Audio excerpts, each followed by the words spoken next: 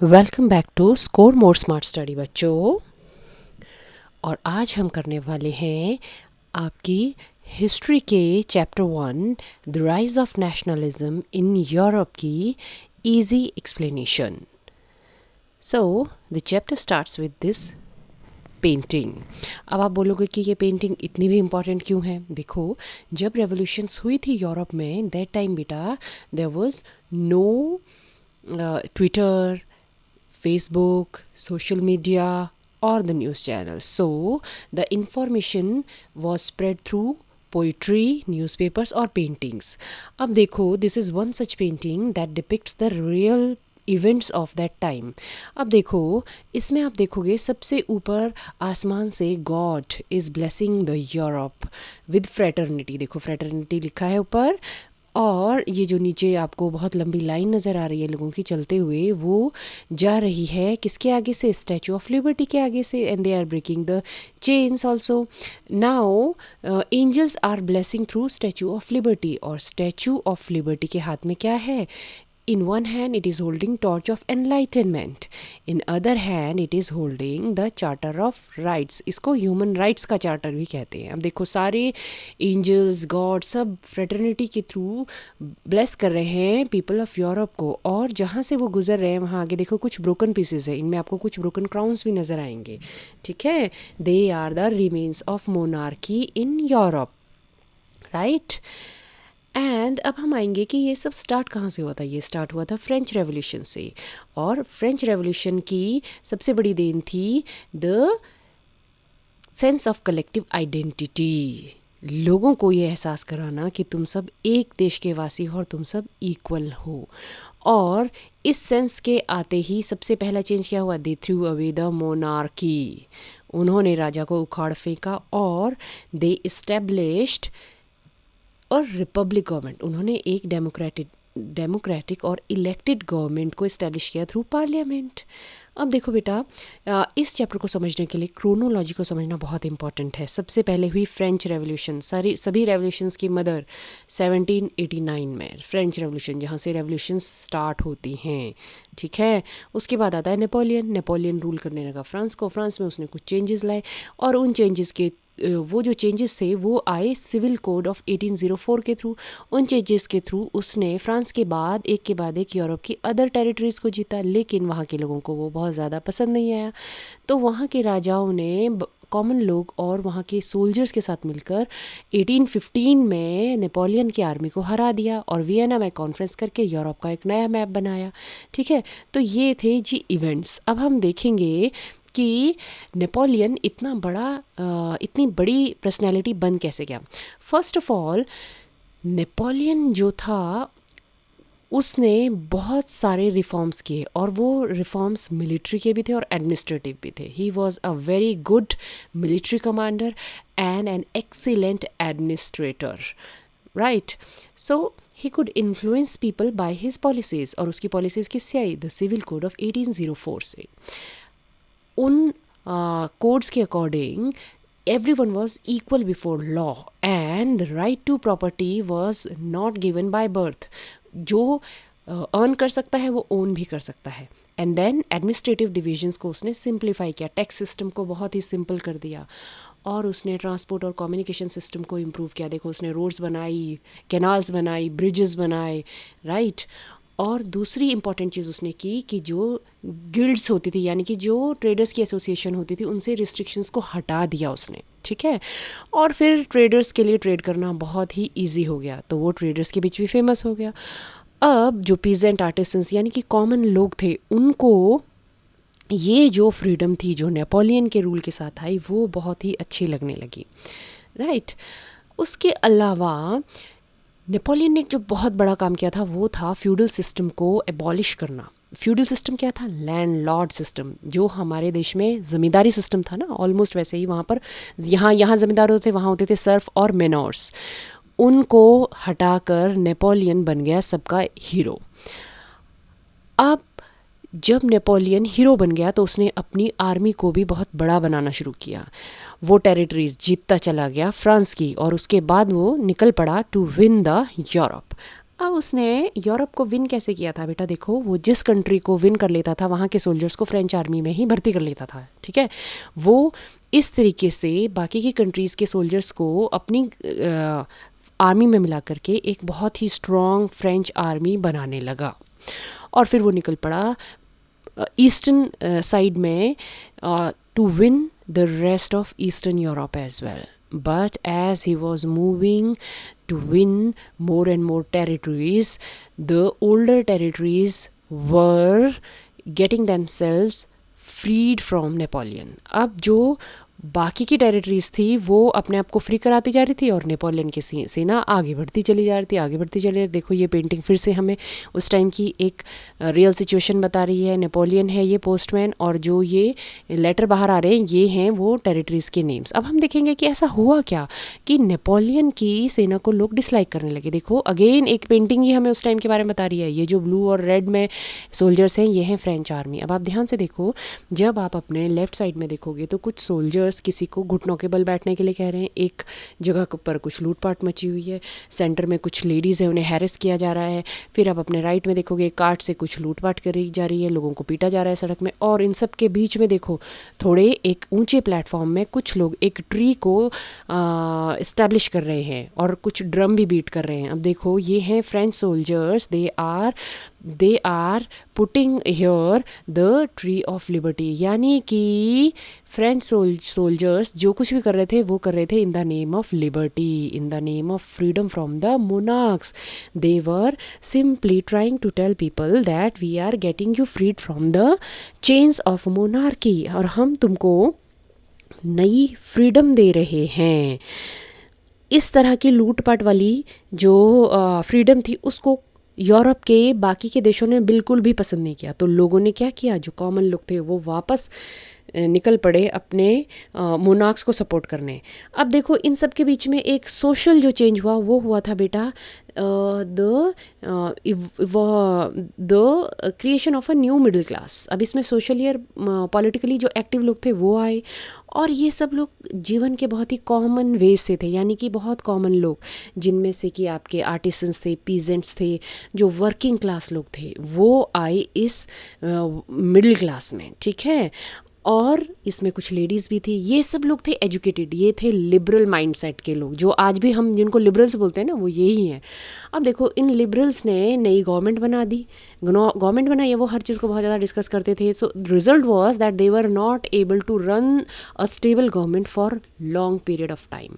अब क्या हुआ, जब इनके आपस के झगड़े ही ख़त्म नहीं होते थे तो इस बीच जो राजा थे, पुराने जो मोनार्क्स थे, उन्होंने अपने कुछ लॉयल सोल्जर्स और ऑफिसर्स के साथ मिलकर और कुछ लैंडलॉर्ड्स के साथ मिलकर इन रेवोल्यूशनरीज़ को कर दिया क्रश, और इन्होंने वापस अपनी मोनार्की को इस्टेब्लिश किया। जो हमने देखा था ना कि कुछ जो स्टेट्स थे उन्होंने मिलकर के नेपोलियन को हरा दिया। अब देखो ये कौन थे, ये थे ब्रिटेन, रशिया, प्रूशिया और ऑस्ट्रिया। यहाँ के जो राजा थे उन्होंने कलेक्टिवली डिफीट किया नेपोलियन की सेना को डिफीट किया। और वियना में इन्होंने एक मीटिंग की, एक कॉन्फ्रेंस की, जिसमें इन्होंने यूरोप का एक नया मैप बनाया, नई सेटलमेंट की। उन्होंने ये डिसाइड किया कि भाई किस कंट्री का बॉर्डर कहाँ तक होगा, ठीक है। अब ये जो राजा थे इनके लिए जो इनकी नई कंट्रीज़ थी उनको रूल करना हो गया बड़ा ही आसान। अब बड़ा आसान क्यों हुआ, क्योंकि कुछ चीज़ें थी जो नेपोलियन इन्हें देकर गया था, नेपोलियन का रूल देकर गया था। उसमें से मेन फीचर्स क्या थे, एक तो मॉडर्न आर्मी, एक एफिशिएंट ब्यूरोक्रेसी, एक अच्छा ऑफिसर्स का सिस्टम, डायनेमिक इकोनॉमी, और जो लैंडलॉर्ड सिस्टम था उसको वो अबॉलिश कर चुका था। तो अब उन्होंने बोला ठीक है भाई, अब हम लैंडलॉर्ड्स नहीं रखेंगे, ठीक है, और हम उसी के सिस्टम से एक ही टैक्स लेंगे, आपको freedom to do your business देंगे, ठीक है। लेकिन ये जो मोनार्क्स थे ये थे ऑटोक्रेटिक, इनको अपना क्रिटिसिज्म बिल्कुल भी बर्दाश्त नहीं हो सकता था। अब इन्होंने क्या किया कि जो कोई भी इनकी एक्टिविटीज़ को क्वेश्चन करता था और इनकी ऑटोक्रेटिक गवर्नमेंट को क्वेश्चन करता था, इन्होंने उसको क्रश करना शुरू कर दिया। अब देखो बच्चों, इन्होंने क्रश कैसे किया, क्रश किया इन्होंने with the help of army and some officials who were loyal to them. अब ये जो लोग थे ना, जो इनके लॉयल थे, इन्हीं को हम बोलते हैं कंजर्वेटिव। तो अब आपको पता चल गया लिबरल्स कौन हैं। लिबरल्स वो होते हैं जो चाहते हैं कि पूरा सिस्टम गवर्नमेंट से फ्री हो जाए, ठीक है, लोगों के हाथ में आ जाए। और कंजर्वेटिव कौन होते हैं? जो चाहते हैं कि ओल्ड सिस्टम से ही सोसाइटी चले। Now revolution of liberals of 1848। अब देखो, अभी तक हमने किया 1815 में इनका अपना राज आया, फिर लिबरल्स इस बीच अपना स्पीचेस दे करके सब लोगों को बताते रहे कि भैया तुम इनसे फ्री हो सकते हो, तुम चाहो तो रिवोल्ट कर सकते हो। 1848 में इन्होंने, वो टाइम आ गया जब लिबरल्स ने पूरे यूरोप में रेवोल्यूशंस को स्टार्ट कर दिया था। फिर उसका रिजल्ट होता है unification of Italy and unification of Germany. तो अगले पार्ट में हम देखेंगे कि कैसे हुआ unification of Italy and Germany. तो ये सब स्टार्ट होता है रेवोल्यूशन ऑफ लिबरल्स से। तो ये जो रेवोल्यूशन थी, ये स्टार्ट हुई फ्रॉम 1830 टू 1848, इसीलिए हम इसको एज ऑफ रेवोल्यूशन कहते हैं। Revolutionaries the help the people of Europe to become a nation. अब देखो, इनकी रेवोल्यूशन का बेस क्या था? बेस था एक आइडिया ऑफ नेशन। ठीक है, अब ये आइडिया ऑफ नेशन को इन्होंने स्प्रेड कैसे किया? थ्रू म्यूज़िक एंड एक कॉमन लैंग्वेज बना दी। जैसे एक एरिया के लोगों को बोला सब जर्मन ही बोलेंगे, किसी को बोला हम सब इटालियन है, हम सब इटालियन ही बोलेंगे। नाउ उन्होंने क्या किया? गाने बनाए, पोइट्री बनाई, गाने बनाए, और गाने गा गा कर लोगों को उत्साहित किया कि तुम सब रिवोल्ट करो।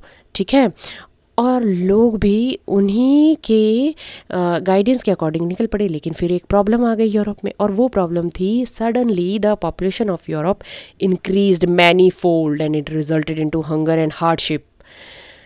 राइट, अब ये हंगर और हार्डशिप कैसे रिवोल्ट में तब्दील होती है? देखो, सबसे पहले तो जो अमीर और गरीब का डिफरेंस था वो बढ़ता ही चला जा रहा था, because the richer one were collecting the taxes. तो वो रिच होते जा रहे थे, पुअर होते चले जा रहे थे। और वहाँ बैड हार्वेस्ट हुई, एक पूरा फेमाइन आया, लोगों के पास ग्रेन्स नहीं थे, ओवर पॉपुलेशन के चलते अनएम्प्लॉयमेंट बढ़ गई, people were compelled to beg on the street, और उसी के कारण जो हंगर थी वो हार्डशिप में बदली। और अल्टीमेटली दूसरी चीज़, इन सब सिचुएशन के बावजूद जो राजा थे या जो एडमिनिस्ट्रेशन था, it continue to collect tax. और ये वो टाइम था जब लिबरल्स को ये लगने लगा कि now is the time when we can inspire people to revolt, we can tell them that it is your right, fundamental right to get freedom from the chains of monarchy, और तुम अपना rule लाओ। देखो इन्होंने तुम्हारे साथ कितनी बुरा व्यवहार, और तुम्हारी ये जो भी सिचुएशंस है इसका जिम्मेदार कौन है? मोनार्की। और लोग भी निकल पड़े रिवोल्ट करने के लिए। And entire Europe was under the influence of revolutionaries. Now men, women of liberal middle class, they combined their demands for constitutionalism and national unification. अब इस national unification में सबसे पहले आता है unification of Germany। बेटा इस पर मैंने एक वीडियो बनाया है, उसको आप मेरे चैनल में जाकर देख सकते हो इन डिटेल, वो बुक से आपको मैंने समझाया है। ठीक है, अब प्रूशिया जो था वो under chief minister auto von Bismarck, उसने डेनमार्क, ऑस्ट्रिया, फ्रांस को हराया, और उसको उसके जो डिफरेंट पार्ट्स थे उसको यूनिफाई कर दिया। अब देखो पार्ट्स कौन से थे? जो वाइट में दिख रहा है ये है प्रूशिया। उसके बाद आप देखो जो येलो से डार्क ऑरेंज तक जाता है, इनको येलो वाली टेरिटरीज से स्टार्ट किया प्रूशिया ने जीतना, और फिर जो डार्क ऑरेंज कलर है वहाँ तक, यानी कि इस पूरे एरिया को प्रूशिया ने जीता। किससे लड़कर? डेनमार्क, सबसे नीचे देखो ऑस्ट्रियन एम्पायर है, ऑस्ट्रियन एम्पायर से, और लेफ्ट में फ्रांस, इन तीनों से लड़कर इनसे फ्री करा करके जो प्रूशियन मिनिस्टर्स थे उन्होंने पैलेस ऑफ वर्सेल्स में इकट्ठा होकर ये अनाउंस किया कि हम कलेक्टिवली किसको अपना राजा मानते हैं? हम प्रूशिया का जो किंग है केसर, राइट, केसर विलियम, उसको अपना एम्परर घोषित करते हैं। अब जो नेक्स्ट आता है वो आता है यूनिफिकेशन ऑफ इटली। अब देखो बेटा, यूनिफिकेशन ऑफ इटली में भी कुछ लोगों का बहुत ही इंपॉर्टेंट रोल था। अच्छा, सबसे पहले हम देखेंगे कि भाई इटली था कैसा। देखो इटली में ये टस्कनी एंड आपका सर्डिनिया, कॉर्सिका, रोम और लोम्बार्डी, ये सारे एरियाज आते थे जो इसमें डिफरेंट कलर से दिखाए हुए हैं। और बाकी देखो फ्रांस, ऑस्ट्रिया, ऑटोमन एम्पायर, ये सब किससे? येलो कलर में जो बाकी का है स्विट्ज़रलैंड, ये सब थे इनके वो पड़ोसी देश जिनसे इनका लड़ाई झगड़ा चला होता था। अब देखो 1830 से मजीनी ने ये ट्राई कर दिया था कि हम जो इटली है इसको एक यूनाइटेड नेशन बनाएंगे। ठीक है, तो उसने ये जो एरियाज़ हैं आपके ब्लू पर्पल कलर में, ऑरेंज कलर में, जो आपको ग्रीन कलर में नज़र आ रहे हैं, इनके लोगों को उन्होंने बोला कि देखो भैया एरिया जो बाकी के येलो एरिया वाला है, यानी फ्रांस, ऑटोमन एम्पायर, इनका कल्चर लैंग्वेज हमसे अलग है, लेकिन हम सब एक ही कल्चर, एक ही लैंग्वेज को फॉलो करते हैं। इसलिए हम सबको एक होकर, यूनाइटेड होकर के इटली बनाना होगा। उसमें जो मेजर रोल था वो था चीफ मिनिस्टर केवॉर का और गैरिबाल्डी का, जिन्होंने कि लोकल लोगों को भी तैयार किया लड़ने के लिए ऑस्ट्रियन सोल्जर्स से और बाकी के सोल्जर्स से, और गुजिपी मजीनी का। राइट, ये 3 इंपॉर्टेंट फिगर्स हैं। और 1861 में इन्होंने कलेक्टिवली ये डिक्लेयर कर दिया कि विक्टर एमेनुअल सेकंड जो है वो है किंग ऑफ यूनाइटेड इटली। अब इस तरीके से जब डिफरेंट नेशंस बनने लगे यूरोप के, तो इसी के साथ एक नई आइडियोलॉजी आई कि नेशन को एज अ मदरलैंड दिखाया जाने लगा। This is for the first time when Europeans were showing nation as a motherland, mother figure की तरह। तो अब देखो, ये है जर्मेनिया। इसके बारे में डिटेल में वीडियो आप पिक्चर बेस्ड जो मेरी वीडियो है उसमें आप देख सकते हो। ये mother Germania was depicting the people of Germany, ठीक है। उसी तरह से इटली के लोगों को भी बताया गया कि तुम्हें लड़ना है, अरे भाई किसके लिए लड़ना है, इटालिया के लिए लड़ना है। तो उन्होंने भी जो अपनी मदरलैंड इटली थी उसको दिखाया, किससे, इटालिया से दिखाया, और लोगों को इंस्पायर किया that you all have to fight for your mother Italia. Mother Italia नहीं, उससे सिर्फ इटालिया बोलते थे। नाउ नेक्स्ट थी ब्रिटानिया। जी हाँ, ये वही ब्रिटानिया थी जो हमारी भी फिर क्या बनी, इन्होंने हमें भी कॉलोनाइज़ किया। अब देखो, ये मदर ब्रिटानिया बनी, ब्रिटेन की। अब इनका रोल क्यों इम्पोर्टेंट है, इनको क्यों दिखाया गया, ताकि ये जो हमारी भारत माता, इसी तरह से जो इनकी जो नेशनल जो भी ये माता बनाए, उनके नाम पर लोग जा कर के नई टेरिटरीज़ को जीते। और यूरोप में अपने नेशन बनाने के बाद वो निकल पड़े दूर देश, बाकी की कंट्रीज़ को भी अपने नेशन के अंडर लाने। India is one such example. ये तो अब आप देखो, नेशनलिज्म कैसे लीड किया कॉलोनाइजेशन को, इम्पीरियलिज्म जिसको हम बोलते हैं, ठीक है। तो जो नेशनलिस्ट जो कंट्रीज़ थी, जो नेशनलिस्ट लोग थे, उन्होंने आगे चलकर इस स्ट्रॉन्ग फीलिंग को इतना ज़्यादा बढ़ाया कि उन्होंने ये तक बोलना शुरू कर दिया कि अब जाकर आप अपने देश के लिए नई जगहें ढूंढो। Okay, now this another painting is example of that time. देखो उस टाइम क्या होता था। ये पेंटिंग दिखा रही है an empire on which the sun never sets. अब देखो, इसमें दिखाया क्या जा रहा है, मदर ब्रिटानिया। देखो अपने लेफ्ट साइड में आपको दिख रही है Britannica, she is sitting, and on right side 2 people sellers are there, ठीक है। अब देखो इसमें शिप भी दिखाई गई है, तो यानी कि ये शिप से ट्रेड करने के लिए जाते थे। और बाकी बेटा जो आपको यहाँ पर दिखाई दे रहे हैं ना, ये जो जितने भी आपके फ्लैग्स हैं, ये सारे फ्लैग्स उन कंट्रीज़ के हैं जो उनकी कॉलोनीज़ बनी, जैसे कि Ceylon, Hong Kong, India, West Indies, Fiji, ठीक है। देखो ध्यान से देखो, ये सब के सब को उन्होंने क्या बनाया था, अपनी कॉलोनी बनाया था इन द नेम ऑफ ब्रिटानिया, ठीक है, देयर मदरलैंड। ओके बेटा, अब देखो, तो ये था पूरी कहानी आपके rise of nationalism in Europe की। ओके, एक बार फिर से हम टाइमलाइन को देखेंगे। French revolution started in 1789। भाई पूरी रेवोल्यूशन की जो कहानी शुरू होती है वो यहीं से शुरू होती है, 1789 से। और ये जो है आज तक ख़त्म नहीं हुई, कंटिन्यू कर रही है। हाँ, अभी सिविल कोड आए 1804 में, ठीक है, नेपोलियन लाया, और वहाँ से उसको हराने के लिए सब ताकतों को एक होना पड़ा। वियना में कॉन्फ्रेंस हुई 1815 में, वहाँ उन्होंने डिसाइड किया कि भैया चलो अब ये नेपोलियन को हरा के हम अपने देश अपने तरीके से चलाएंगे और मोनार्की को वापस लाएंगे। और यही वो टाइम था जब कंजर्वेटिव क्लास का जन्म होता है, ठीक है। और जैसे ही कंजर्वेटिव्स का जन्म होता है, उनको उनका विरोध करने के लिए किसका जन्म हो जाता है, मतलब कौन लोग ज़्यादा आगे आते हैं, कौन लोग और एक्टिव हो जाते हैं, वो होते हैं लिबरल्स, ठीक है। अब ये जो लिबरल्स थे, ये लोगों को आगे जो है एक तरीके से इंस्पायर करके रेवोल्यूशंस करते हैं। 1848 में, याद रखना, 1848 की रेवोल्यूशन किसने करवाई थी, लिबरल्स ने, ठीक है। और उस रेवोल्यूशन का जो नतीजा होता है वो एंड होता है in formation of different nations, right? And this formation is unification of Italy, unification of Germany, जो आपको 2 दिए हुए हैं चैप्टर में, ठीक है। और उसके बाद हमने देखा कि किस तरीके से, हालांकि इन्होंने यूके का यूनिफिकेशन नहीं दिया है चैप्टर में, बट स्टिल फिर भी हमने ये देखा कि किस तरह से जो एक नेशनलिज्म था वो आगे चल कर के रीज़न बनता है इम्पीरियलिज्म का, ठीक है। और फिर ये जो इम्पीरियलिज्म है वो आज तक भी हम देखते हैं कि वो डिफरेंट डिफरेंट फॉर्म्स में है। आई होप आपको ये समझ में आ गया होगा लिबरल्स कौन है, कंजर्वेटिव कौन है, इस वाले चैप्टर से।